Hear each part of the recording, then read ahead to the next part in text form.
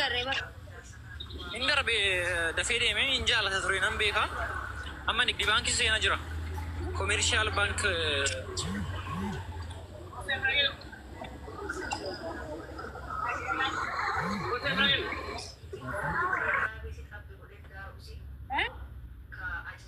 Akami.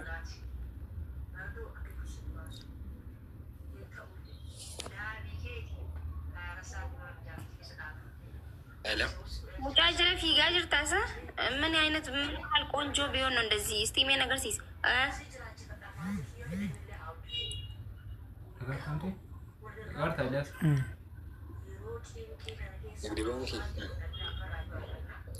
Dirree cika cuman sih malatee safara doyeri.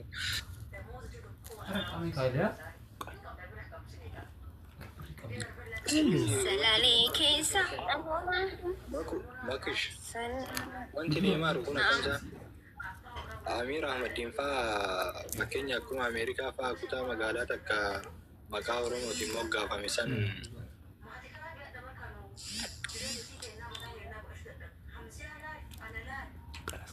Oromoon anka dhimma nama lamaa keessaa baatutti wanti sirraa'u tokko illee hin jiru.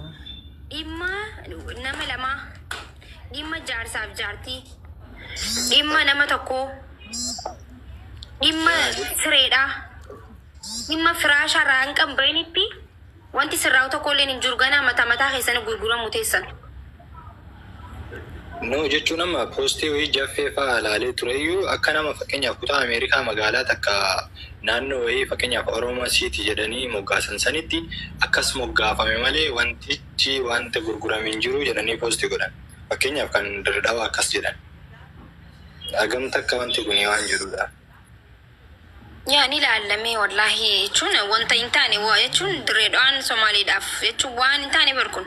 Kuni waan dhaga'uun lafa Oromoo guddoo sana Dirre Dhawaa jechuun bar wanti qaamite lafa guddoo dabar biyya guddoo dabar biyya guddoo dabar.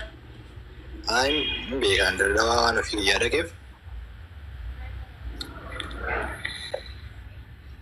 Akka jarri Somaaliyaa keessatti aragamtee baati malee Oromoon wanti keessaa baatuuf hin jirtu lafa abbaa keenyaati Dirre Dhawaa jechuun wanta akkanaan jiru guys waan akkanatti qoosina.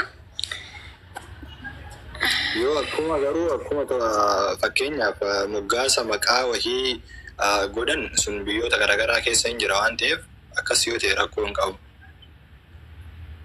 Garuu ka fuudhanii biyya takka biyya tokko kennan sun karoora inni of keessaa qabu hin beekne kaa. Yeroo ammaa hiriira jira na fakkaate. Oromiyaa keessa lafti baay'ee gurguramaa jira bara akkasuma lafti baaleetiin ija keessa galfamtee jirti na fakkaate. Chaayinaa faa gurguranii faranjii faa gurguruu haa deemanii maqaa paarkiitiin jedhanii ummata saamuu jiran, ummata buqqisuu jiran, ummata miskiina lafa isaanirraa kaasaa jiran sigalee qabeenya hedduu wanti jechaa jiranii. I don't know. Lafa baaleetiin jala seenanii jiranii dubbadhaame sagalee taa hundi keessanuu.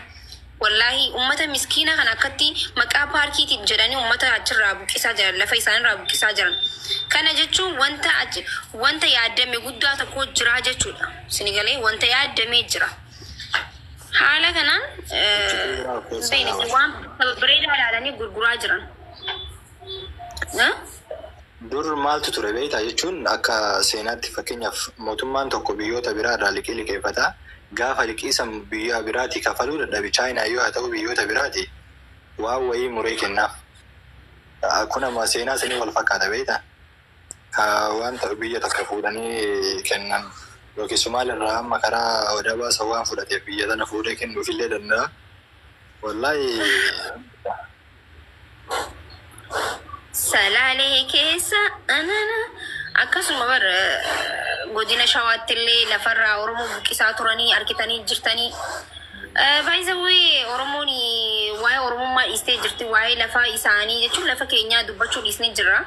Waa'ee xiinxala nama lamaatii fi xiinxala nama tokkoo jidduu naanna'uu jirra jechuudha.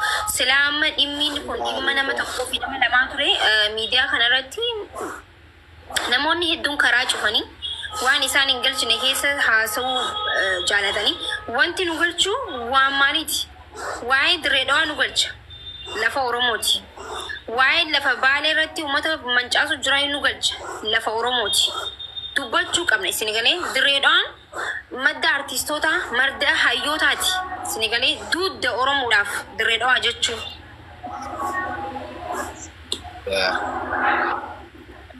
Dubbii ni beeyna bar dubbachuu ni beeyna bar. Dubbachuu ni dubbanna bar dubbachuu garuu maal rakkoon eenyu nu dhagaa dubbiin teenyatuuni dubbii ajandaa taatu miti rakkoon. Silaama dhimma nama tokkoo fi dhimma jaarsaaf jaartii fi dhimma siree silaatee miidiyaa kanarratti nama kuma meeqaan ta'anii nama dhaggeeffatanii akkasuma manni banamne hin jiru wanti isin galchu silaamaa ni beekani wanta lafa amma gurguramaa jiru kanarratti isin galcha jechuudha Oromoon. Ajandaa nama dhuunfaa osoo hin taane. Amma sila normaal no it's okay jehe namni hundi amma osuma nan dhaab amma laala amma silkii kanaas kaayetuma yooma mana kana keessa fiigee ajandaa Dirreedhaa fi ajandaa dhimma lafa baaleen hin jijjiiraniin takkittiin tun jechuudha. Kun jechuun uummanni keenya kun hanqam takka rakkoo keessa akka jiru nama agarsiisa. Isin galee aniin takkittiin tun miidiyaa amma wanta ajandaa Dirreedhaa fi ajandaa baalee jijjiiruun hin danda'u isin hin jenne amantanii kana jechuun maali? Uummanni keenya waa'ee dhuunfaa malee waa'ee biyyummaa waa'ee dhiigummaa waa'ee lafee dubbachuu dhiisee jira. Isin galee dhimma nama dhuunfaa malee. Kanaafuu hanqa nama waa'ee nama dhuunfaa gaafa soitan immoo lafti teenya gurguramtee Dirreedhaan gurguramtee baaleen akkasuma itti aansuudhaan biyyoota babbareedaa biyyoota gurguddoo gurguranii dhumarratti Suudaanii yookiin Oromoon Suudaanii seentaa yookiin Yamanii seentaa jechuudha. Achitti karuma tokko seennee adda banne amma haala kanaan haala amma deemaa jiruun. Lafti shawaa keessatti illee akkasuma bar Oromoo hedduu buqqaa jira lafa isaanii lafarraa achirraa illee jechuudha. Dubbiin bara kanaa kuni bara jechuun wanti kun nuti kun taatee dhufti akka waan haga na bira ga'utti waan jedhamu itti deemee mana maraa seenaa jira kuni kutaa Oromiyaa hunda keessa iyyuu bakka hunda ga'aa jira. Koridarii wal qabatee diigumsa garaagaraatiin amma akkasuma ammoo gurgurtaa kabaaleen jalqabe as Dirre Dhawaadhaan wantichi deemamu kun dhugaa lafarra taateen kun tahame taanaan eegaree uummata Oromootiif Oromiyaatiif illee maal akka mul'isuu fi dhiibbaa inni qabu namni kamuu tilmaamu isaa salphaadha. Nuyi dagate kana rabbiin yaadachiisan osoo ajandaa nama dhuunfaa taate akkuma tuu jette miidiyaan kun marti hafarsee wal jalaa fuudhe yaa'u kanarratti garuu kasilaa dursu duubatti deebi'ee kasilaa ajandaa hin taane ammoo dubbatama. Amma ijoollee akkasuma ammallee yeroo deebi'aa dhaamsa shugguxii Oromooti kuni warroonni biyyoota Somaalee keessa baqa biyyuma Somaalee jedhamtu keessa Oromoon jirtan galaa kara biyya keessanii maaliif jennaan Somaaleen ni beekta yaa'ii qabdi. Sababa amma asiin waa'ee Dirreedhaa haasa'uu jirrutti miidhaa isarra geessisuu dandeessi. Warroonni jireenya mataa keessanii jijjiiruudhaaf jireenya maatii keessanii jijjiiruudhaaf biyyoota Somaalee keessatti hojjetaa jirtan osoo itti yaaddan kara biyyaa galuu irratti waan kara biyya Oromiyaa galtanii jiraachuu irratti osoo itti yaaddan bareedaa natti fakkaata. Booda ammas rakkoon achitti uumamtee sagalee ta'a wanta jedhamu ni jira. Kanaafuu osoo lafti nagaa silaa galtan bareedaadha. Dhimmi Dirreedhaadha. Dhimma Oromooti. Dhimma namni hundi callisee taa'u miti jechuudha. Yoo wareegamus ta'e Oromoon hin wareegamti dhimma lafaa irratti jechuudha. Isin galee nagaan galaa kara biyya keessanii. Yaa dhaamsichi nama hundaafuu ifa waan ta'eef suuraa maal jetta taatee qaamaa jirtu kana biyya jirtan saa waa mallatteessitee baasaa jirtaa baankiidhaan.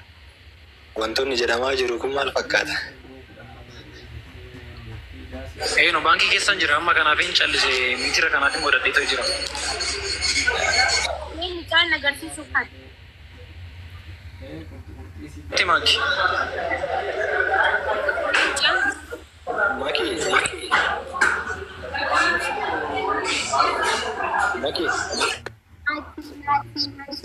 Naati እንዴት ነህ? ሰላም ነው? Nabarteerta? Simbarre wal beena? Yaa kana dura waliin haasofnee turre gaafa na beellamteen akka baatii Ramadaanaatti si eegaa ture.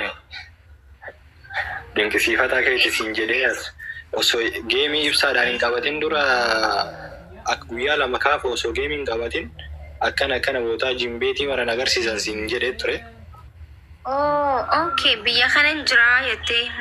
As jira siin jedhan guyyaa san beellama kiyya qabadhee dhaabata ture qorri na fite. Kisaaraa kiyya naa kafaluu qabda. Amma arriban quufne yaa. Miskiina rabbii. Mana jimbeetii duran na eegu turte. Mana eeginaan hin jenne saata akka rasanu. Dhuguma gosaa bara. Wallahi yaa. Mee wallahi jee. Wallahi akkam jecha waadaa dhama Woy. warri biyyaa dhufe kan jiballee hin beeku